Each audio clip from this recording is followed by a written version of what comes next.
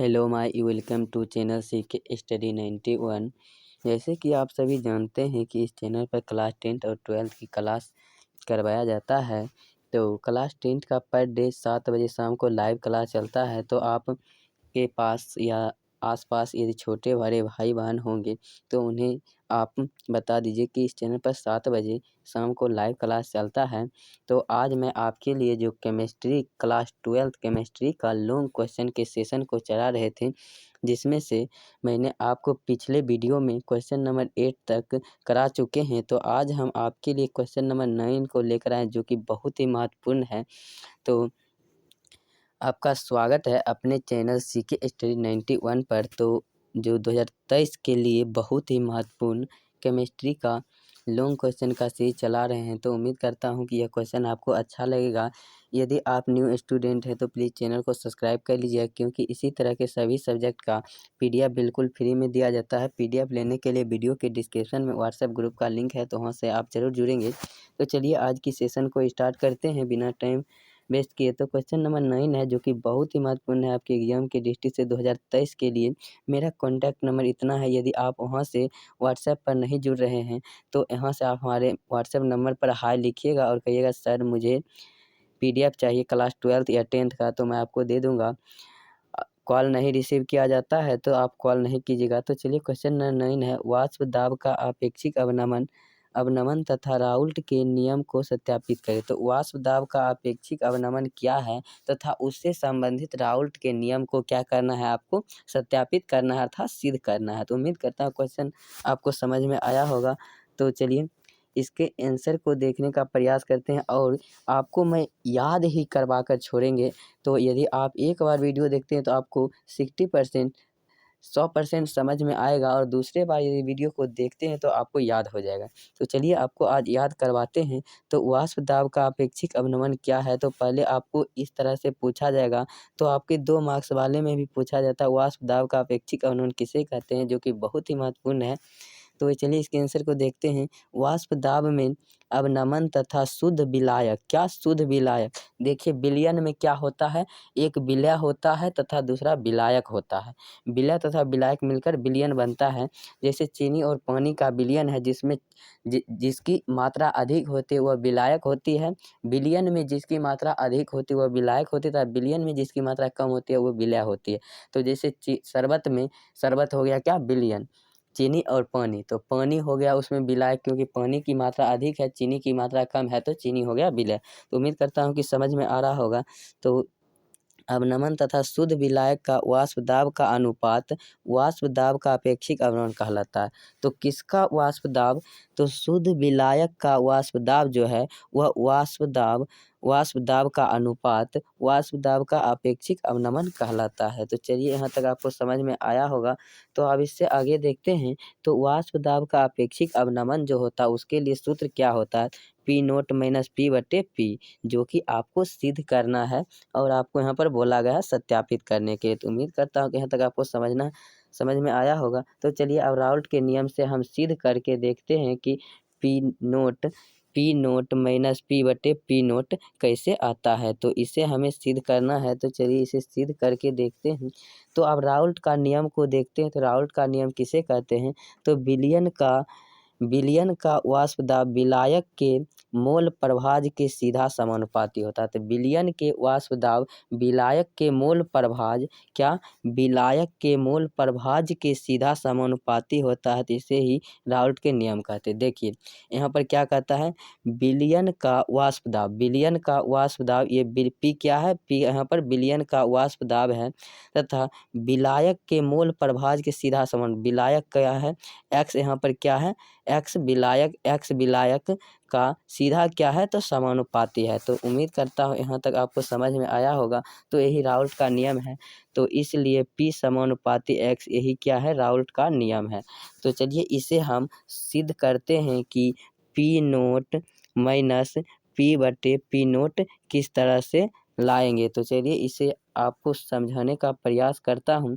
तो और यह आपको 100% समझ में आएगा। तो चलिए देखिए यहाँ पर क्या है, P समानुपाती X विलायक। तो जब समानुपात्य नियतांक हटता है, आप जानते होंगे क्लास 10th में पढ़े होंगे ओम के नियम से, तो V समानुपाती I होता है, तो वहाँ समानुपात्य नियतांक हटता है तो वहाँ पर R आता है, अर्थात रेजिस्टेंस प्रतिरोध। तो यहाँ पर भी जब आप समानुपात्य नियतांक को हटाएंगे तो P बराबर P नोट X विलायक। तो यहाँ पर X विलायक था तो X विलायक ही लिखे, लेकिन ये P नोट जो है वह क्या माने हैं, यहाँ पर एक समानुपात्य नियतांक है। क्या है, समानुपात्य नियतांक है।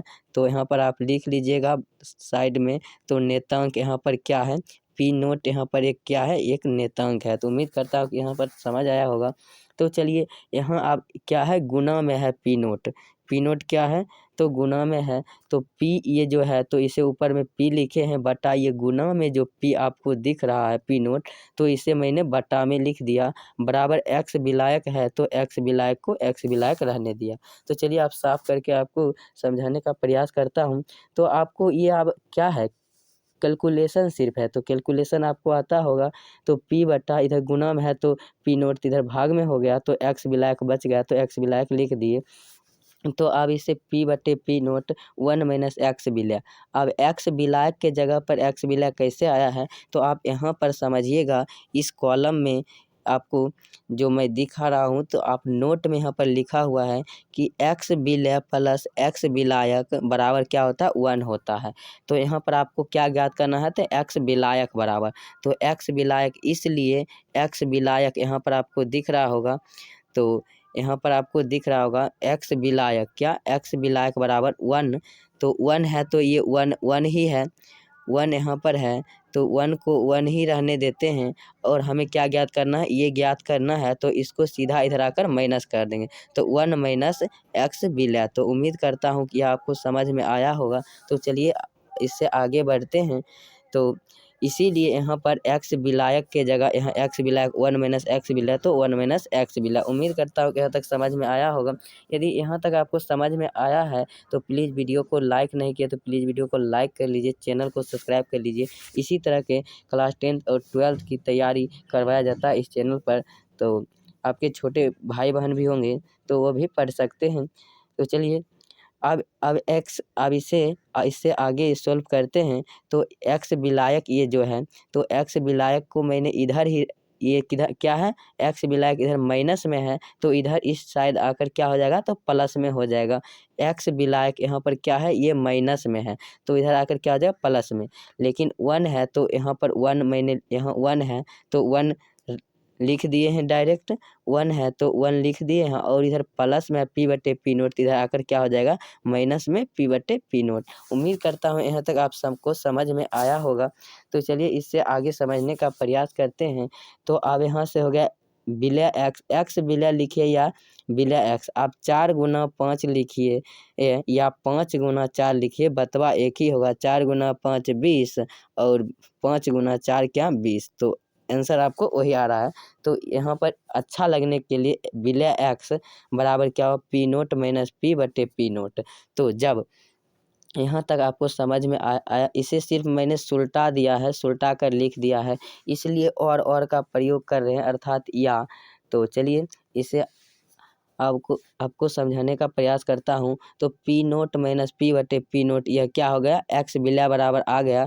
यही आपको सिद्ध करना था। लेकिन अब आपको 2 लाइन लिखना पड़ेगा कि P नोट यहाँ पर जो लिखा हुआ है कॉलम में, जिसे मैं अभी घेरा हूँ, तो ये जो लिखा हुआ वही यहाँ पर है। तो P नोट माइनस P बटे P नोट बराबर छोटका n बटे छोटका n प्लस बड़का n। जब विलय निकालना हो तो तब, जब विलय निकालना हो तब इस सूत्र का प्रयोग किया जाता है। जब विलायक निकालना हो तो सिर्फ यहाँ पर बड़ी n का प्रयोग करेंगे, सिर्फ ऊपर में बड़ी n का प्रयोग करेंगे। बाकी बात P नोट माइनस P बटे P नोट n बटे n प्लस छोटा n प्लस बड़ा n। यहाँ पर छोटा n बड़ा n पर ध्यान दीजिएगा कि, तो चलिए आपको थोड़ी सी नोटिफिकेशन आ रहा था उसे मैं ठीक कर लेता हूँ। तो चलिए जो नोटिफिकेशन आ रहा था वह अब बंद हो चुका है। तो अब इसे मैं शुरू करता हूँ। तो यहाँ पर जब विलायक निकलता हो तब इसके लिए क्या होता है, सूत्र ये होता है जो कि आपको यहाँ पर ही प्रूव्ड हो चुका है। तो उम्मीद इतना आप लिखना आपको पड़ेगा एग्जाम हॉल में, तब एग्जामिनर आपको 5 मार्क्स में 5 मार्क्स देंगे। तो आप लास्ट में लिख दीजिएगा, अतः वाष्प दाब का अपेक्षिक अवनमन पी नोट माइनस पी बटे पी नोट होता है। मैं अपना भर चाहता हूँ कि सभी बच्चे को समझ में आ जाए, इस तरह से मैं आपको पढ़ाने का प्रयास करता हूँ और आपको समझ में आता है तो आपको किस तरह से समझ में आया, और आप इसके बाद फिजिक्स के वीडियो लेना चाहते या केमिस्ट्री के, तो आप कमेंट करके ज़रूर बताइएगा। यदि पीडीएफ आपको लेना है तो इस नंबर पर आप एक बार मैसेज ज़रूर कीजिएगा। थैंक यू, धन्यवाद, जय हिंद, जय भारत।